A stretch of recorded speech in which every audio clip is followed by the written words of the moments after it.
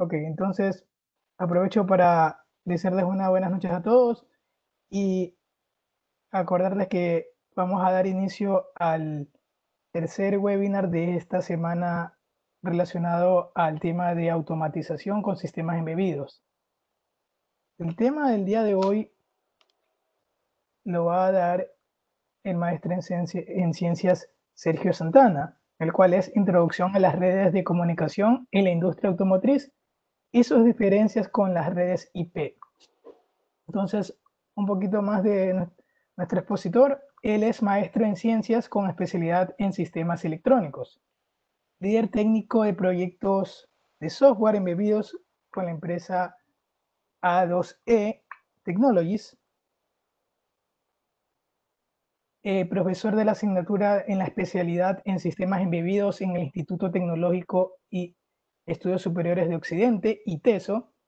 También ha trabajado en el desarrollo de más de 20 productos en varios sectores, como podemos mencionar sectores médico, aeroespacial, de consumo, realidad virtual, industrial, automotriz, telecomunicaciones, seguridad, entre otros.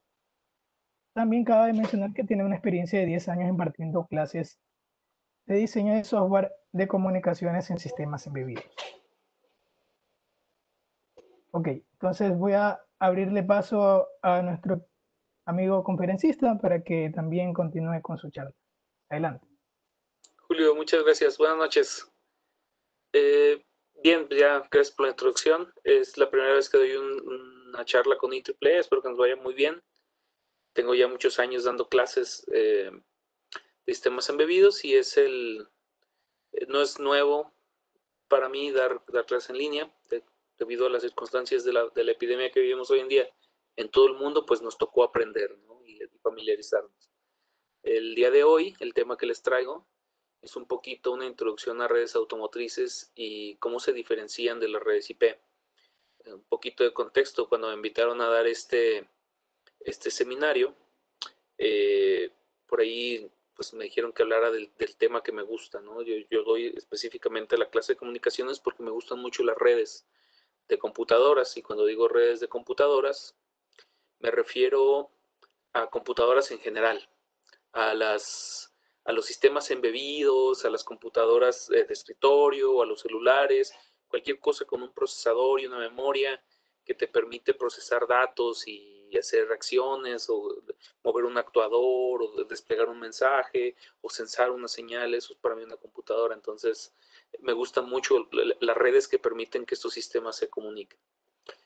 Pero hay un punto en particular que siempre me ha llamado la atención. En mi clase siempre doy clases de redes TCP/IP y clases de redes automotrices. Son dos módulos, digamos, separados dentro del curso que imparto. Y ambas redes son diferentes. Entonces, me pareció una buena idea hacer un seminario donde hablemos un poquito, damos una pequeña introducción de ambas, poquito más orientado a las automotrices, que son las que son un poquito más nuevas, ¿no? Muy probablemente ustedes ya hayan utilizado alguna red TCP/IP, ¿no? Si están conectados a este seminario, pues están usando una red TCP/IP, ¿no? Pero las redes automotrices, aunque son muy usadas, no todo el mundo las usa, no todo el mundo tiene un automóvil, o no todo el mundo tiene un automóvil moderno. Y aparte, no siempre ponemos énfasis en esta infraestructura de red que existe en nuestro auto, ¿no? Entonces, voy a hacer un poquito más de énfasis, voy a hablar un poquito más de la parte de las redes automotrices. Son protocolos para la industria automotriz que se usan en otras cosas. Ahora lo veremos más adelante durante la presentación. Se usan también en automatización y otras cosas. Y después vamos a hablar un poquito de redes TCP, y al final pues vamos a hacer como resumen un poquito de énfasis en cómo se diferencia. Aunque, bueno, durante la presentación pues vamos a ver los aspectos donde son diferentes, ¿no? Bien, paso a la presentación.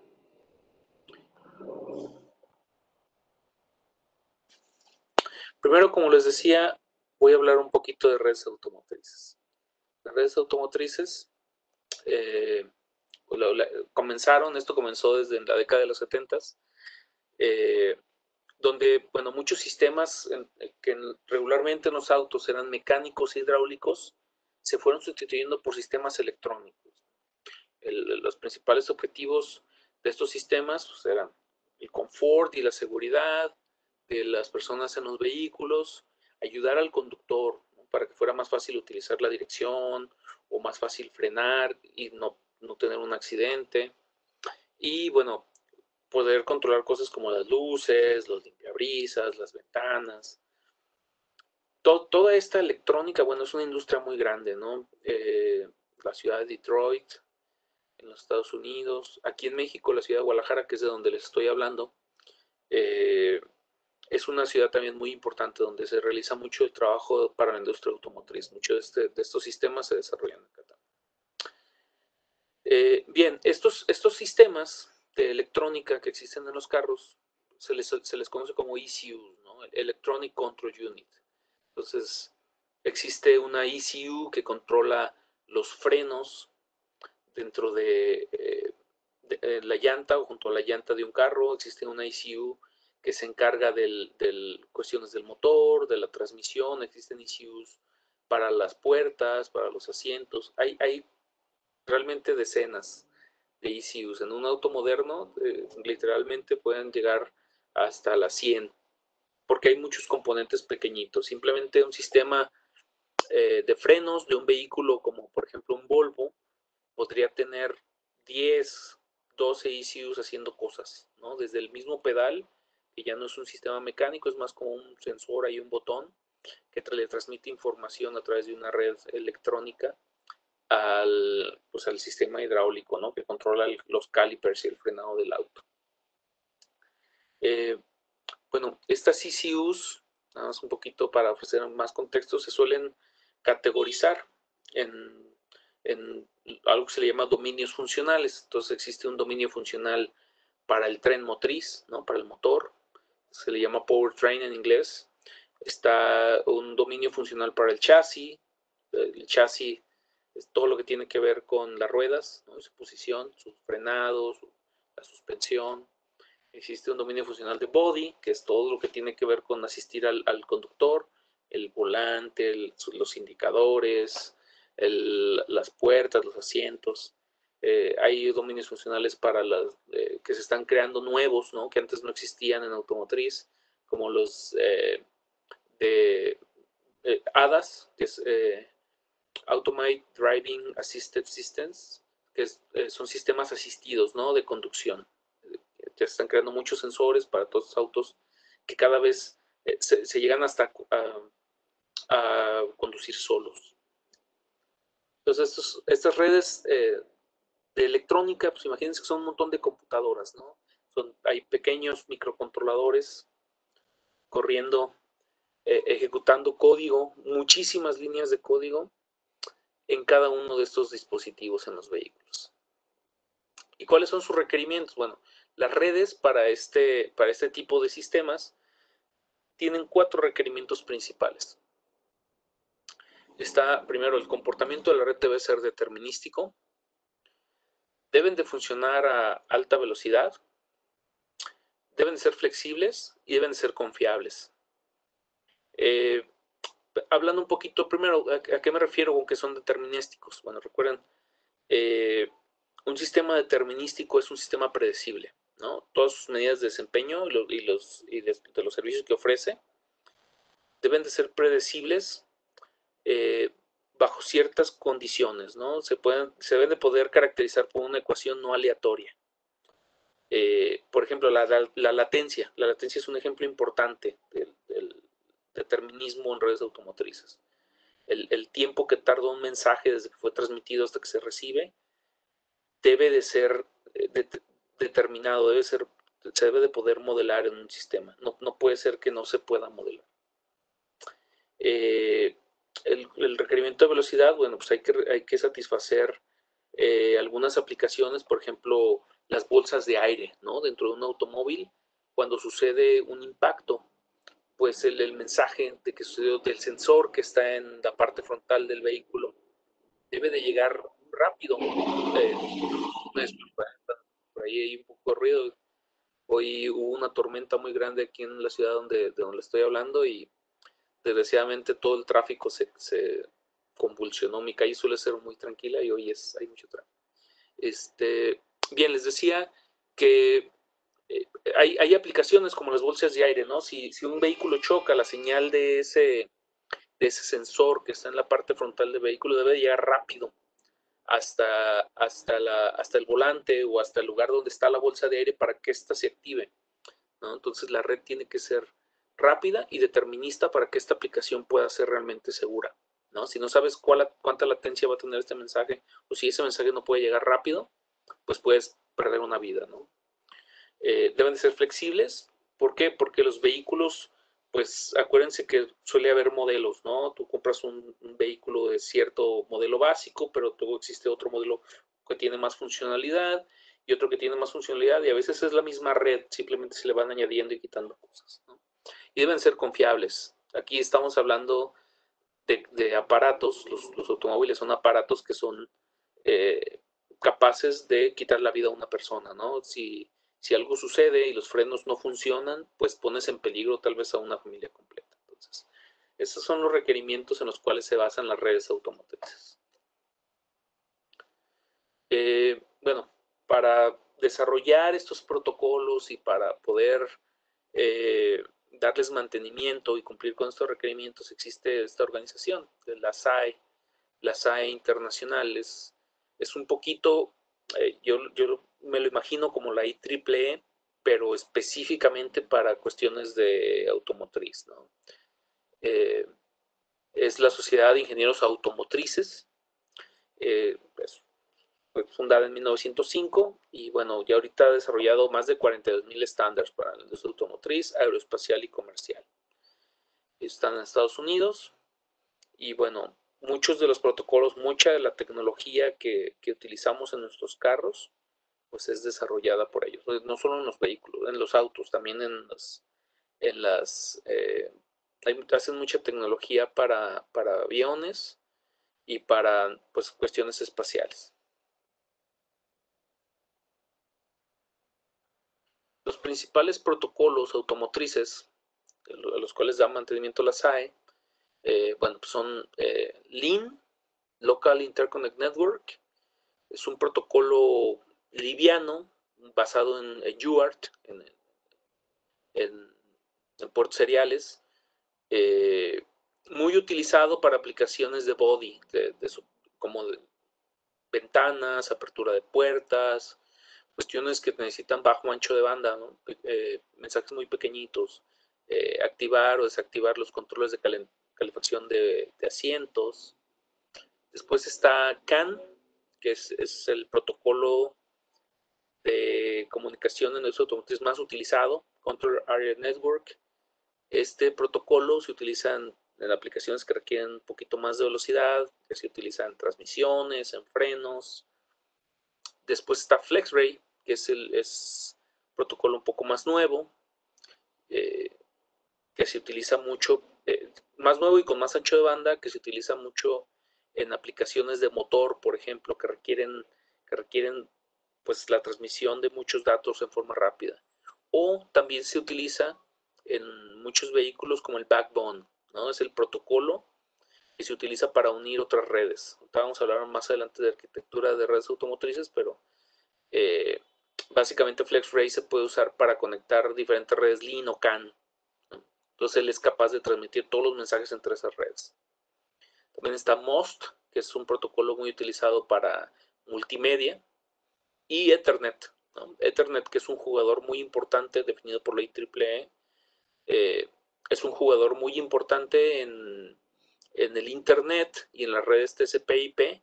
Bueno, pues ya se está utilizando cada vez más en aplicaciones automotrices, ¿no? Por su flexibilidad, porque es bueno para manejar cuestiones como el ruido y porque hay muchísimos protocolos ya definidos sobre esto. Algo muy importante en los automóviles, pues es el cableado. El cableado simplemente es el tercer componente más costoso en un automóvil. Y es también el tercer componente más pesado. Podríamos pensar, ay, poco es más pesado que cosas como como el motor. Bueno, sí, es el tercero más pesado. No más pesado que el motor, pero es el tercero más pesado. Primero el chasis, segundo el motor. Entonces, son muchísimos cables, ¿no? Los que pasan a través de un vehículo. Y bueno, otra cosa a tomar en cuenta que los arneses son ensamblados uno a la vez, regularmente se arman a mano y tiene un costo de mano de obra del 50%. O sea, la mitad del costo del arnés es mano de obra. Entonces, eso puede ser muy caro. ¿Qué significa esto? Bueno, pues los protocolos que desarrolles o que utilices para tu auto, bueno, tu automotriz, deben de requerir pocos cables, ¿no? La menor cantidad de cables que se pueda, ¿no? El cableado es muy costoso, ¿no? Es el tercer componente más costoso del vehículo. Y pues también, mientras más peso tenga el carro, más combustible va a consumir para ese peso, ¿no? Entonces también tener menos cables, pues lo hace más ligero. Y bueno, también que tenga pocos arneses, ¿no? Que tus protocolos no necesiten muchos arneses para estarse conectando. Eso nos lleva a que, bueno, pues los protocolos automotrices utilicen tecnologías de bus. Todos los protocolos en la industria automotriz utilizan topología de bus. No hay topologías punto a punto, no hay topología estrella. Los llegó a ver originalmente los nodos en los autos o las redes de los autos se solían comunicar, como se ve aquí en este esquema de la izquierda, donde tienes un nodo que tiene cables conectados a otros nodos con los que interactúa. Entonces, pues había un montón de cables, ¿no? A través del vehículo para poder interconectar esas funciones. En cuanto se añadieron los protocolos de bus, pues todo cambió, ¿no? La cantidad de cables se reduce. Recuerden, el protocolo de bus, pues es un cable, ¿no? Básicamente lo podemos ver como un cable que corre a través del auto, en el cual pues se van conectando, ¿no? Los diferentes ECUs, recuerden las Electronic Control Units, y pues esos ECUs van transmitiendo información en ese bus. Ventajas, bueno, se requiere poco cable, hay poco peso, ¿no?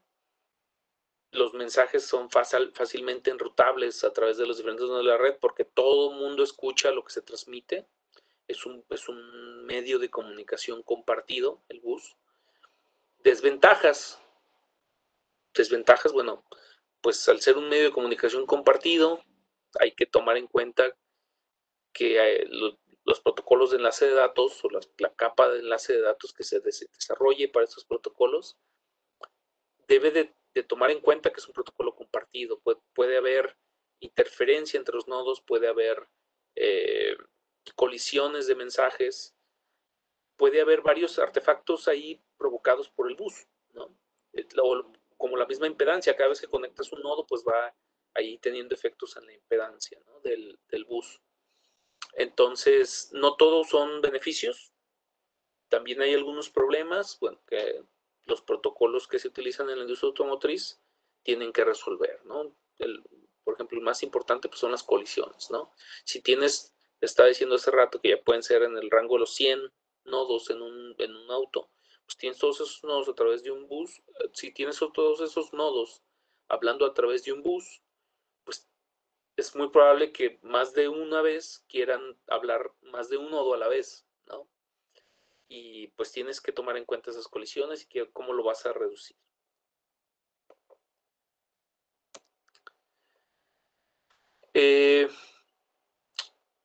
Las redes automotrices modernas suelen estar organizadas en forma jerárquica.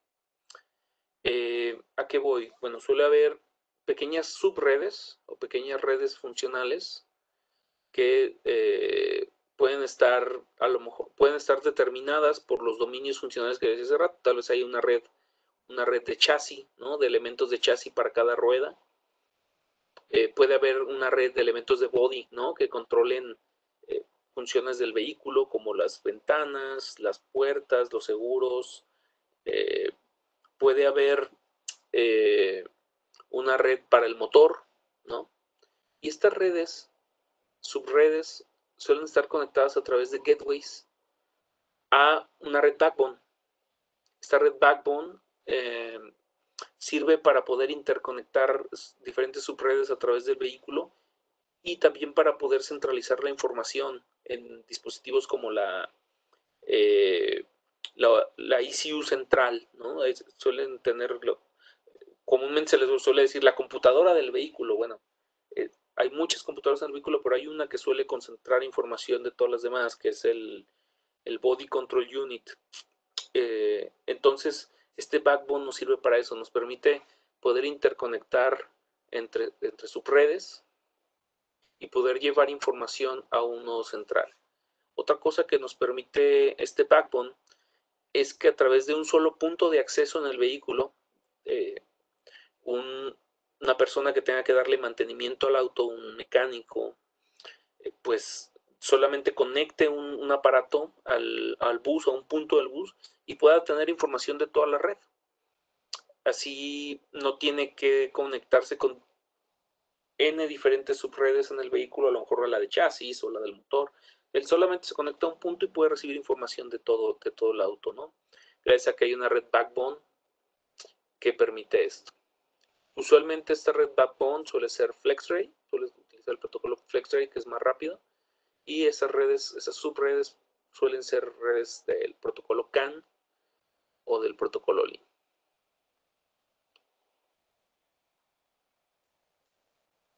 Aquí un pequeño ejemplo de esto, ¿no? Este es un diagrama de un auto real, donde tenemos, bueno, una red CAN que integra funcionalidades de body.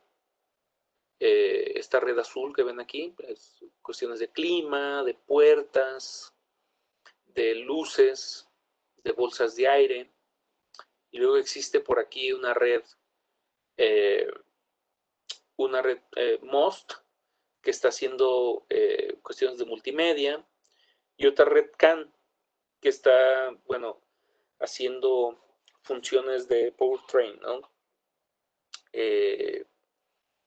Control del motor, de la caja de velocidades, de los frenos. Entonces hay diferentes redes interactuando, ¿no?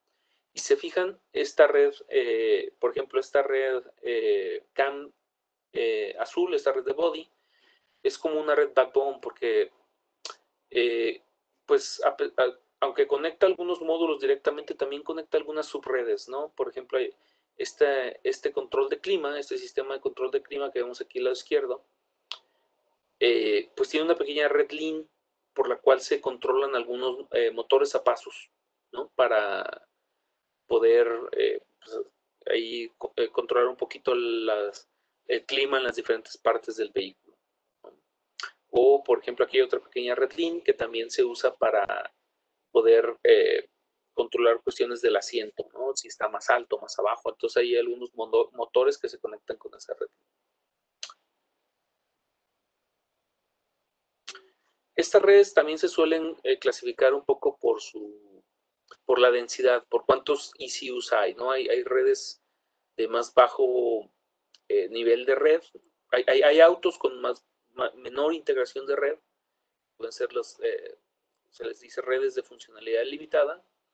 Y hay, bueno, vehículos, como este que vemos del lado derecho, que tienen más integración en su red, ¿no? Entonces, se les llama redes de alta funcionalidad. Se fijan, el auto de la derecha tiene más funciones, ¿no? Hay algunas redes más. El auto de la izquierda, en algunas partes, como podríamos decir en la puerta del conductor derecho, también tiene un control para el mirror, para el espejo, tiene un control para la ventana, pero estos controles el espejo y la ventana están controlados directamente por la puerta. O sea, en la puerta solamente hay un ECU. En la red de funcionalidad limitada sí suele ser, hay un ECU que controla muchas funciones. En una red de funcionalidad alta suele haber, en lugar de un ECU que controla todo en la puerta, solamente un gateway que lo conecta con el backbone, Y dentro de la red que está detrás de ese gateway, pues ya están controles específicos o ECUs específicas para controlar cosas como el espejo, las ventanas o los seguros. Esto es cada vez más común. No se imaginan la cantidad de microcontroladores dentro de ECUs que podemos encontrar en un vehículo. Hay muchísimas líneas de código que se ejecutan dentro de un automóvil. Bien, ya les platicaba esto, las redes de funcionalidad limitada tienen pocos ECUs, los nodos son controlados con poco o ninguna inteligencia, hay baja interacción de red entre nodos y bueno, el control principal es hecho desde nodos centrales, es lo que les decía de la puerta, que suele ser solamente un ECU de la puerta y centraliza funciones como el espejo, las ventanas y los seguros. Y al contrario, en las redes de alta funcionalidad, bueno, pues tenemos mayor número de ECUs, mayor inteligencia, alta interacción de red entre los nodos y bueno, la responsabilidad del control se comparte entre periféricos, ¿no? Que lo que antes hacía un solo ECU en la puerta, ahora lo hacen 3.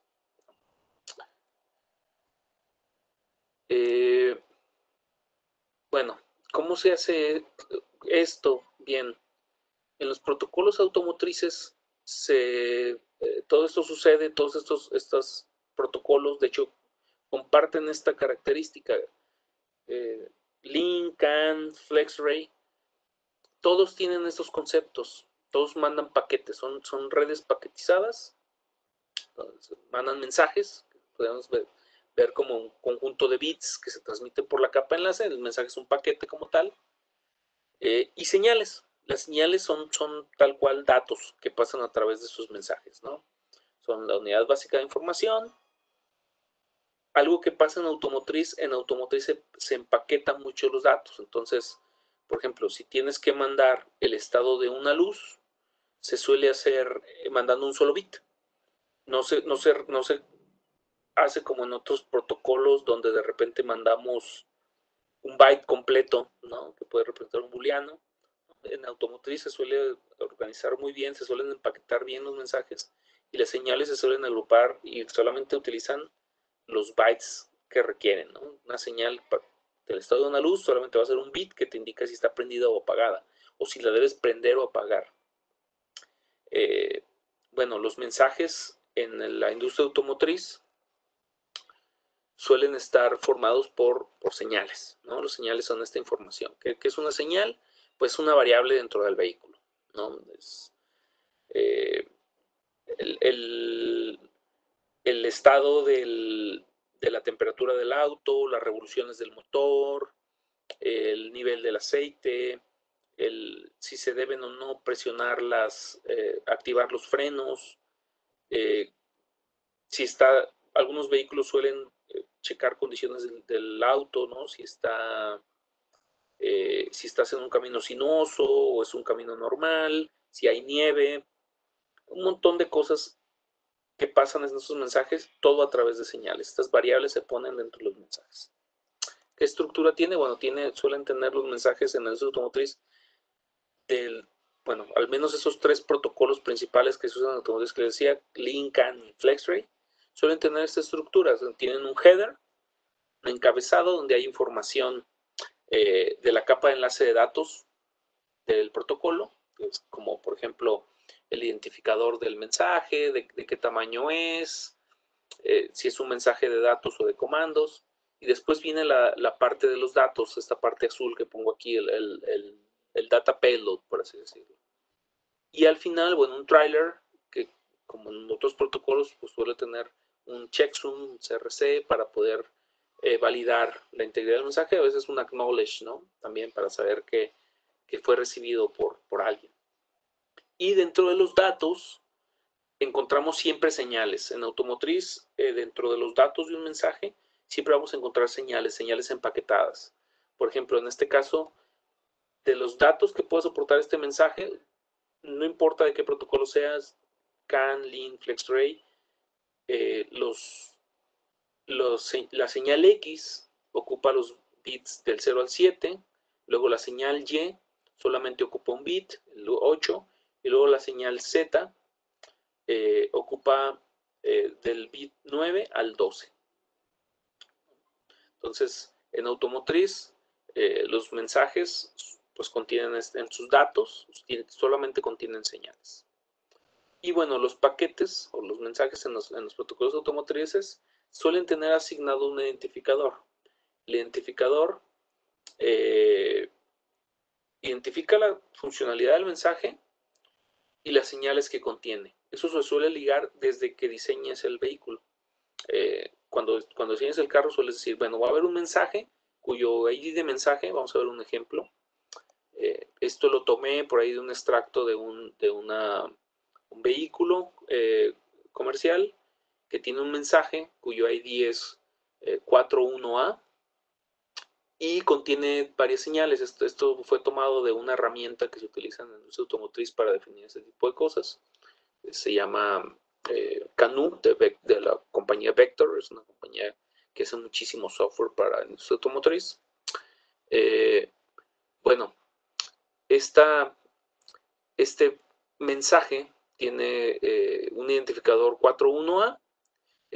Su nombre es Climate Control Data, datos de control del clima. Y bueno, tiene varias señales, ¿no? Tiene 1, 2, 3, 4, 5, 6, 7, 8, 9, 10, 11 señales. Esas señales contienen información sobre los datos del control del clima, cuánto sol está llegando al conductor, cuánto sol está llegando al pasajero, temperatura del aire fuera del auto. Se ve un montón de información que tiene que ver con el clima. Y pues aquí nos dice que cada una de esas señales, en qué bit dentro de este mensaje comienza y cuántos bits requiere. Entonces, esta señal comienza en el bit 0 y requiere 8, la siguiente en el 8 y requiere 8, 16 y requiere 8, 27 y requiere 1. ¿Se fijan? El tamaño es variable, depende de cada señal que pasa dentro del mensaje. ¿Qué pasa? Si se fijan, les acabo de mostrar, bueno, este es un ejemplo ya específicamente de un protocolo, de un mensaje de un protocolo CAN. Aquí podemos ver el header, ¿no? Que sería hasta este campo que dice DLC, Data Length. Aquí va el identificador, ¿no? Ese 41A que veíamos, bueno, irían esos 11 bits. Bueno, de hecho creo que no cabe, existen dos versiones de CAN, una que tiene identificadores de 11 bits y una que tiene identificadores de 29, entonces tal vez este mensaje que les acabo de mostrar es de la versión que tiene un header extendido, pero este mensaje tiene identificadores de 11 bits, entonces aquí podemos ver el header, los datos, aquí irían las señales y el CRC. Luego viene un campo de acknowledge. Acuérdense que estamos hablando de un bus. Cualquiera que escuche este mensaje pues va a mandar ese acknowledge y un end of frame, ¿no? Hay cierta estructura aquí, pero si se fijan es header, datos, trailer. Y los datos, bueno, contienen señales y hay un campo donde se pone el identificador que se liga directamente con las señales. Si tú sabes qué identificador es, o conoces ese identificador, debes de saber qué señales contiene este mensaje. Nada dentro del mensaje te va a decir qué son esas señales, ¿no? Simplemente tienes que conocer el identificador para saber qué señales van ahí. Pero hay algo raro, ¿no? Vamos a ver, hablemos de redes TCP/IP, pero aquí no veo algo que suelo ver en otros protocolos de comunicación. Regularmente en otros protocolos de comunicación, como por ejemplo Ethernet o Zigbee, que es un protocolo de Internet de las cosas, pues los paquetes suelen tener direcciones, ¿no? Suelen decir, hey, pues este paquete va de esta dirección a esta otra dirección, pero aquí no la hay. ¿Qué pasa? Bueno, en automotriz no hay direcciones. Cada ECU sabe cuáles IDs cuáles mensajes va a mandar y cada ECU sabe también cuáles ID va a recibir. Entonces, si tú estás conectado a una red, tú eres un ECU, pues sabes cuáles son las IDs a las cuales vas a responder. No hay más. Todo se define desde que se desarrolla la red y desde que se desarrolla el vehículo. No hay direcciones, no, nada se puede cambiar, todo se define desde que se creó el auto. Bien, dejemos un poquito de lado las redes automotrices, estamos hablando un poquito de redes TCP para poder entender bien la diferencia, ¿no? En las redes TCP/IP, bueno, pues son basadas en la familia de protocolos TCP/IP. Hay un conjunto de estándares, es un grupo de protocolos de comunicación que se utiliza para interconectar dispositivos a través del Internet, ¿no? Existe esto, pues, por ahí también desde los 70s, viene desde el ARPANET, una red que se creó ahí para poder interconectar universidades.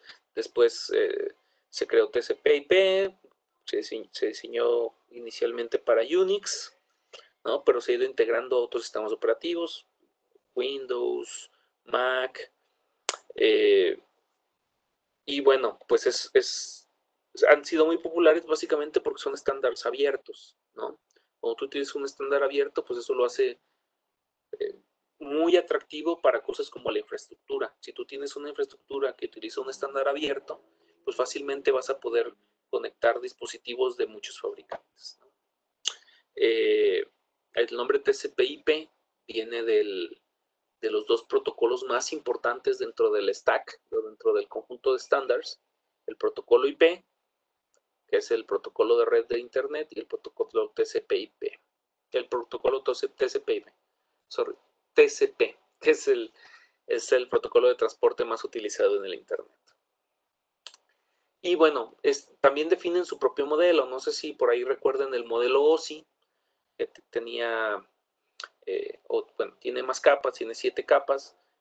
El modelo TCP/IP es un modelo reducido, ¿no? Es un modelo que tiene solamente 4. La capa de enlace, la capa de red, la de transporte y la de aplicación. Y por ahí resume algunas capas, ¿no? Por ejemplo, la capa física y la capa de enlace de datos, que son la capa 1 y 2 del modelo OSI, pues las agrupa en una sola capa, la capa link. Y aquí suele haber estándares que son más bien desarrollados por la IEEE. Vamos a hablar un poquito de ellos. ¿Cuáles son los requerimientos de esos protocolos? ¿Recuerdan? Hablamos al principio del seminario de los requerimientos para los protocolos automotrices. Determinismo, velocidad, flexibilidad, confiabilidad. Bueno, los requerimientos para las redes TCP/IP son un poco más generales. Estos protocolos son diseñados para interconectar computadoras muy heterogéneas. Hablamos del Internet de las cosas, ¿no? Puedes tener conectada una supercomputadora con 32 gigabytes de RAM, con un pequeño dispositivo que es una luz, ¿no? Que tiene a lo mejor un microcontrolador que no pasa de los 256 kilobytes de RAM. Entonces, y pues utilizan el mismo protocolo de comunicación, ¿no? Si se fijan, los dispositivos que se conectan a Internet son muy homogéneos. Principalmente se trata de satisfacer los requerimientos de 4 grandes segmentos. El segmento de negocios, ahí está, podemos decir que ahí también está la parte industrial, las redes industriales, el segmento doméstico, ¿no?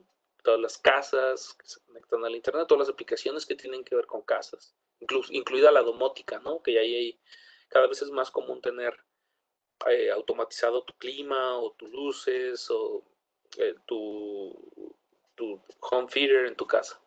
Está el móvil y el social, ¿no? Los celulares y todo este movimiento de las redes sociales, que cada vez es más importante. Pero sí existen algunos requerimientos. O sea, no son tan específicos como en o tan duros como en automotriz, pero sí existen requerimientos de calidad en el servicio, que varían dependiendo de cada aplicación. Estos requerimientos son el ancho de banda, el delay, le dejé delay en inglés en lugar de poner retraso, porque se utiliza mucho en inglés, también jitter, es como es pues como esta fluctuación en la frecuencia en la que se transmiten las cosas, y la pérdida de paquetes, ¿no? Que debe ser baja. Y bueno, dependiendo de la aplicación, estos requerimientos son más o menos importantes. Por ejemplo, en el correo electrónico, el requerimiento de ancho de banda, pues es un requerimiento bajo, ¿no? También de retraso. No importa si tu correo electrónico se retrasa un segundo. Lo mismo pasa con el jitter, no importa también que tenga un alto jitter. Y bueno, sí importa un poco más que se pierdan, ¿no? Que se pierda tu correo electrónico. Cuando navegas en internet, pues requieres más ancho de banda, ¿no? El requerimiento de ancho de banda se incrementa, el delay, el retraso que sueles tener con los mensajes, también el requerimiento que sea bajo, ese delay se incrementa, el jitter también es bajo, y la pérdida de paquetes, pues media, ¿no? No quieres que te pierdan paquetes cuando navegas en internet. Pero cuando hablamos de videoconferencias, bueno, en videoconferencias el nivel de ancho de banda o el requerimiento de ancho de banda se crece, ¿no? Ya requieres un mayor ancho de banda cuando tienes una videoconferencia como la que tenemos ahorita. La parte del retraso o el delay, pues el requerimiento también se incrementa. Quieres que el retraso de esa señal sea bajo. Y bueno, el jitter también, ¿no? No quieres de repente que se genere un artefacto ahí en la imagen que estás viendo o en el audio que estás recibiendo debido a que tienes un alto jitter, ¿no? Entonces, si hay requerimientos, son más bien requerimientos de calidad de servicio, pero varían dependiendo de la aplicación. Caso de las videoconferencias, la pérdida de paquetes, el requerimiento es bajo, ¿no? No importa si no ven uno de los frames, al cabo que van a ver 30 más en un segundo. Bien, todos estos protocolos de TCP/IP son definidos por la IETF, así como, ¿se acuerdan? Estaba la SAE que definía los protocolos automotrices, está la IETF, el Internet Engineering Task Force, que desarrolla todos los, bueno, gran parte de los protocolos relacionados con el Internet, con TCP/IP. Ellos desarrollan IP, TCP y otro montón de protocolos ahí que nos ayudan a conectarnos a Internet. Y también está la IEEE, ¿no? Si se acuerdan, cuando les mostraba la slide con el stack o la suite de protocolos, en la parte de la capa de link o de enlace, había varios protocolos ahí que son desarrollados por la IEEE. Está Ethernet, que es el IEEE 802.2, está Wi-Fi, que es el IEEE 802.11, o también puede estar Thread, que es un protocolo que está emergiendo con mucha fuerza en el Internet de las Cosas, que tiene TCP/IP, pero que también es soportado por un protocolo de enlace, un protocolo link, definido por la IEEE, que es el 802.15.4. Entonces, otro jugador ahí, digamos que los protocolos en el Internet o en TCP/IP se suelen desarrollar tanto por la SAE como por la IEEE. Y bueno, todo se suele hacer gracias a IP, ¿no? Y IP tiene direcciones. En las redes TCP/IP, todo se hace a través de direcciones. Todo el enrutamiento de los mensajes a través del mundo, pues se hace gracias a las direcciones IP. Las direcciones IP también tienen una arquitectura, ¿no? También es una arquitectura jerárquica, en esto se parecen a las redes automotrices. También hay backbones que conectan redes, hay grandes backbones que conectan a los proveedores de Internet, y los proveedores de Internet pues nos dan el Internet para nuestras pequeñas redes en nuestras casas, ¿no? Y regularmente los paquetes en TCP/IP, aquí vemos un ejemplo, pues sí suelen tener direcciones, ¿no? En el caso de los paquetes de TCP/IP, bueno, pues los datos son desconocidos, a diferencia de automotriz, pero los mensajes, aquí vemos algo que no veíamos en las redes automotrices. En los paquetes TCP/IP sí hay direcciones. Por ejemplo, esta es la capa de Ethernet, la capa de enlace de datos de Ethernet. Y aquí hay, bueno, una dirección MAC de quién va a recibir el mensaje y una dirección MAC de quién lo está enviando. Y si vemos la capa IP, la parte del mensaje de la capa IP que va dentro de los datos del paquete de Ethernet, pues suele haber una dirección IP de quien manda el mensaje y una dirección IP de quien lo recibe. Entonces, en TCP/IP, para todo requieres direcciones. Por ejemplo, para conectarte a un servidor TCP/IP en alguna parte del mundo, requieres pues, una dirección propia, la dirección de ese servidor, el número de puerto donde está la aplicación a la cual te quieres conectar, que también es otra dirección. Entonces hay muchas direcciones involucradas en los protocolos TCP/IP. Bueno, ya para cerrar y poder pasar al final de nuestra presentación, a la sesión de preguntas y respuestas, pues nada más ahí voy a resumir un poquito cuáles son las diferencias entre las redes automotrices y las redes TCP/IP, aunque pues ya a lo mejor a ustedes ya les cayó, como decimos aquí en Guadalajara, les cayó un poquito el 20, ¿no? Tal vez ya lo tengan claro. Bueno, primera diferencia es el propósito. Las redes automotrices sirven un propósito específico, mientras que las redes TCP/IP son de propósito general, ¿no? La red automotriz está diseñada para un auto, para comunicar todo lo que ese auto requiera comunicar. Y las redes TCP/IP pues están diseñadas para soportar un montón de aplicaciones, ¿no? Cada aplicación va a tener sus propios parámetros de calidad, el correo electrónico, las videoconferencias, las redes sociales. Entonces deben de estar listas para poder soportar una gran variedad de cosas. Esa es una diferencia, el propósito. Y la otra diferencia muy importante, bueno, pues es el formato del mensaje. Recuerden que mientras que las redes IP se basan en direcciones, dejando el contenido del mensaje a la aplicación, en una red IP, pues a la red no le importa lo que contenga el mensaje como aplicación, la red solamente utiliza las direcciones para poder llevar ese mensaje de un lado a otro. En las redes automotrices, bueno, no existen direcciones, sino identificadores. O sea, la red ya sabe el contenido del mensaje, ¿no? Entonces, cuando sabes el identificador, pues sabes su contenido. Bien, pues eso sería todo. Por ahí algunas referencias para poder abordar un poquito más en esos temas. Está el libro de Automotive Embedded System Handbook.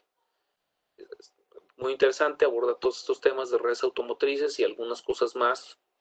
Y bueno, el Computer Networks de Tannenbaum, que también es una muy buena referencia cuando estamos hablando de redes TCP/IP. Julio, pues sería todo de mi parte. No sé si quieres que pasemos a otra cosa, a las preguntas.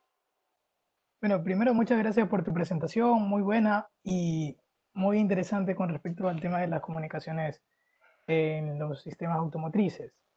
Me voy a referir más bien a los asistentes a este evento que puedan hacer sus preguntas con respecto al tema, también para que aquí Sergio les pueda responder.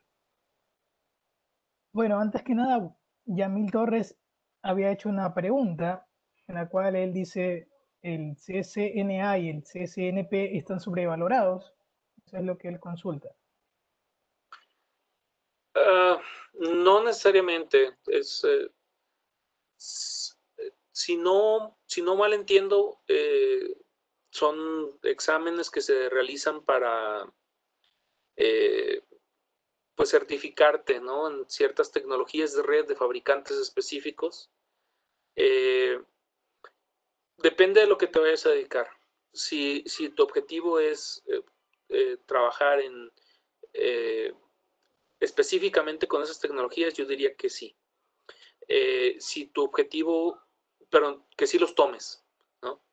Si tu objetivo son el Internet de las cosas, desarrollar redes para sistemas embebidos, creo que no te van a servir mucho. Ahí lo que te conviene más es tomar cursos relacionados con estos temas en particular. Sistemas embebidos, stacks de comunicación, sistemas operativos en tiempo real, que son temas que se utilizan más en redes. Muchos exámenes, como los que menciona el participante, suelen estar muy orientados a cosas muy específicas de la tecnología de los fabricantes que hacen esas certificaciones. Entonces, pues sí, a menos que te dediques específicamente solo a ese tipo de tecnologías, pues están bien, pero si tu objetivo es más general, a lo mejor no te van a servir tanto. Muchas gracias, Sergio.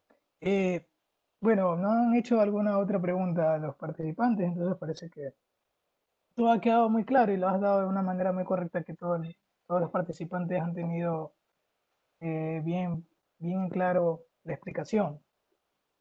Entonces, si no hay más preguntas, quiero agradecer primero a Sergio por la participación, por el tema y también por la predisposición de compartir sus conocimientos con nosotros.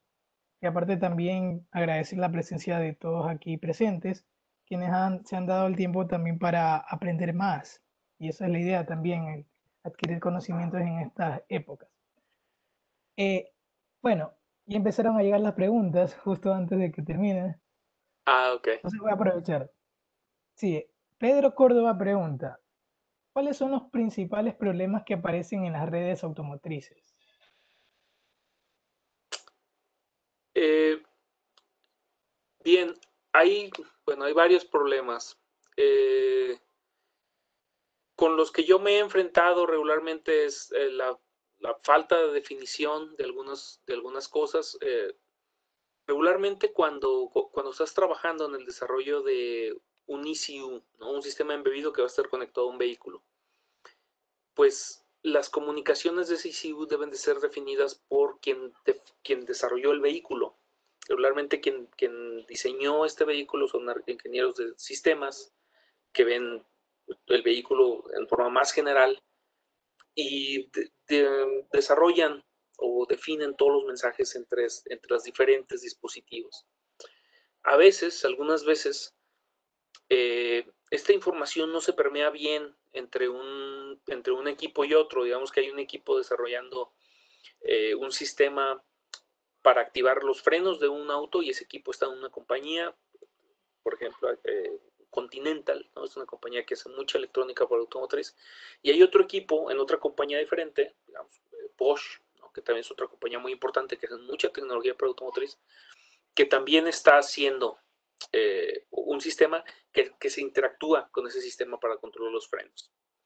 Entonces, quien diseñó el carro, quien definió los mensajes y la comunicación entre estos dispositivos, tiene que ser suficientemente claro para poder manifestarle la información a ambos.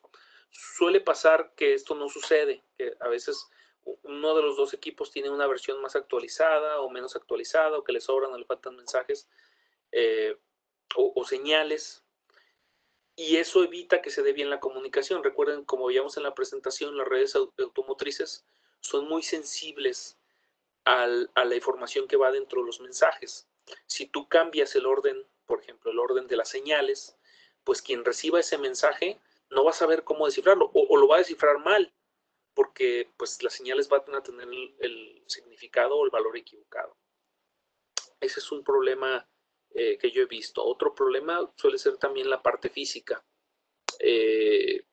Hay que ser muy cuidadosos cuando estás desarrollando sistemas de comunicación en automotriz, de que se está conectando todo bien, de que las impedancias se están cuidando, ¿no? Si la red es muy larga, a veces tú puedes tener problemitas ahí de integridad de señal.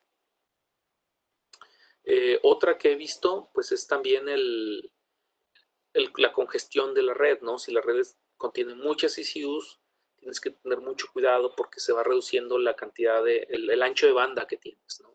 Y algunos mensajes que podrían requerir alta prioridad, pues no encuentran un espacio para poder transmitir, ¿no? O tienen colisiones.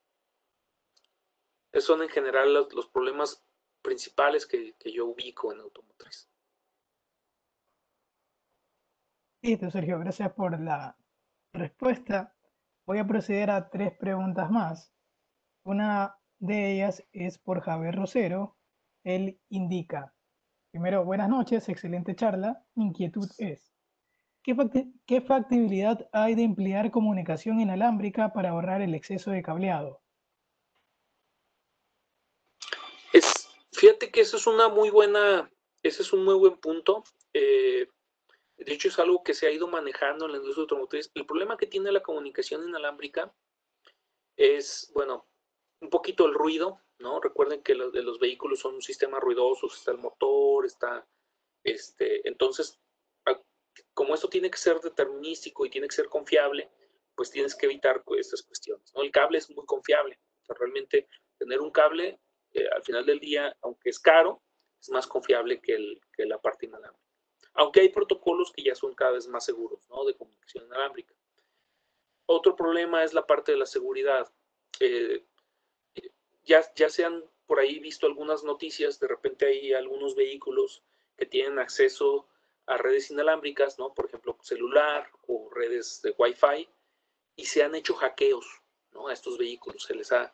Ha habido ataques, ya se ha frenado, por ahí recuerdo una noticia de hace un año donde alguien encontró la forma de frenar una camioneta haciendo un acceso a través de un protocolo de comunicación IP. Entonces, eh, es mucho más fácil conectarse a una red inalámbrica que a una red, para un atacante es mucho más fácil conectarse a una red inalámbrica que a una red cableada, ¿no? Una red cableada pues tendría que tener acceso al vehículo y conectarse a algún puerto.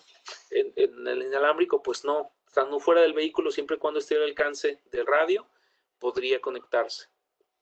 Entonces, hasta donde sé, sí hay algunos acercamientos a utilizar redes inalámbricas, pero bueno, hay cosas que se tienen que sortear.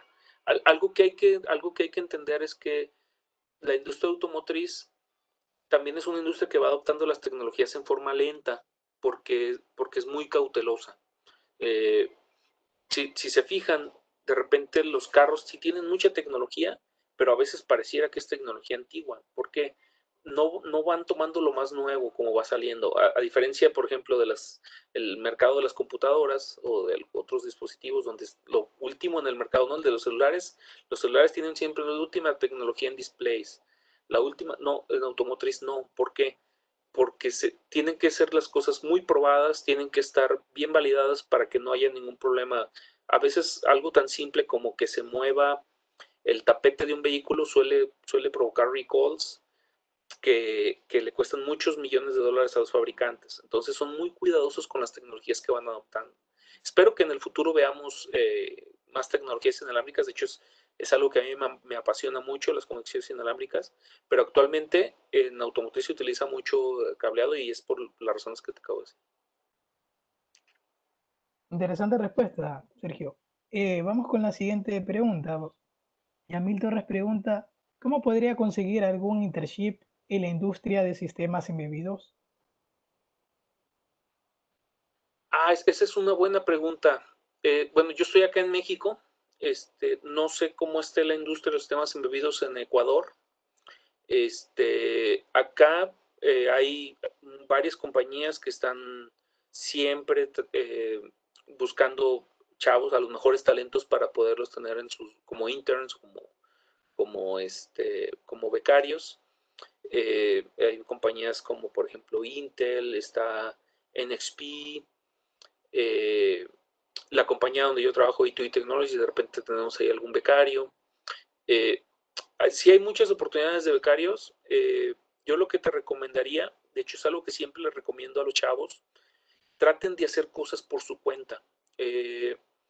A mí las entrevistas donde he entrevistado becarios que más me han impresionado es cuando el chavo llega con algo que hizo, ya sea por su cuenta, como hobby, o en la escuela en algún proyecto. Me dice, mira, traje esta tarjeta, este pequeño sistema embebido que hace algo, alguna cosa, ¿no? Controla algo, mide algo. Eso se me hace muy padre. O en otra ocasión, un chavo en su currículum puso la dirección web de su blog donde él ponía, pues, publicaba los proyectos que él había hecho y fue muy interesante. Antes de la entrevista yo me pude meter, ver los proyectos en los que él había trabajado y la entrevista pues fue pues, para preguntarle esos proyectos, qué había hecho, qué tecnología se había utilizado, cómo lo había realizado. Entonces, siempre tener esa participación en proyectos, digamos, eh, maker o proyectos que haces por tu cuenta, pues es muy padre. Y mostrárselo a un potencial empleador, pues más, ¿no? Es más útil. Muchas gracias por el aporte. La última pregunta la realiza Kevin Marcelo Proaño. Es la siguiente. ¿Conoce alguna unidad certificadora conocida para sistemas embebidos? Buena pregunta. Depende de la industria. Mira, por ejemplo, bueno, de la industria del país, ¿no? En los Estados Unidos, la empresa para la que yo trabajo, casi todo el desarrollo que hace es para Estados Unidos. Y allá depende mucho de la industria. Por ejemplo, si vas a hacer algo que tenga que ver con cuestiones médicas, pues la industria hay certificadoras para la industria médica, ¿no? Que se encargan de hacerlo. Si vas a hacer algo para la industria de las comunicaciones, hay otra certificadora para cuestiones de comunicaciones, para evitar que interfiera con otras frecuencias. Entonces, suele darse por industrias, aunque también hay algunos países que tienen certificaciones de calidad, por ejemplo México, Estados Unidos también tienen certificaciones para aparatos electrodomésticos en general o para cualquier aparato. Entonces, sí las hay, depende del país y depende también de la industria, de lo que vas a hacer, de lo que vas a vender.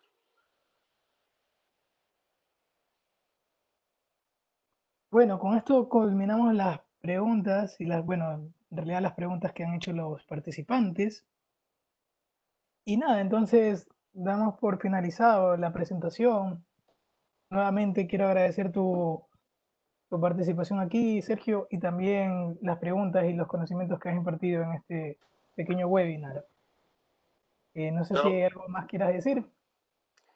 muchas gracias por la invitación, Julio. La verdad, estoy muy contento, muy orgulloso de poder participar y de poder platicar pues, con la gente de Ecuador, ¿no? Eh, gracias de nuevo por invitarme. Bueno, gracias a ti. Realmente es bueno aprovechar este tiempo y las tecnologías de ahora para estar más conectados y compartir conocimiento. Y bueno, Sí, claro que sí. recordarles a la gente, bueno, que ha estado aquí presente, a los participantes que también el día de mañana y el día de viernes tenemos los siguientes webinars. Y que también están invitados, que estén pendientes también a las redes sociales, para el registro también. Y nada, entonces, nos vemos de aquí en el siguiente webinar. Y bueno, gracias nuevamente, Sergio. Que tengan a todos una buena noche y un buen fin de semana también. Buenas noches.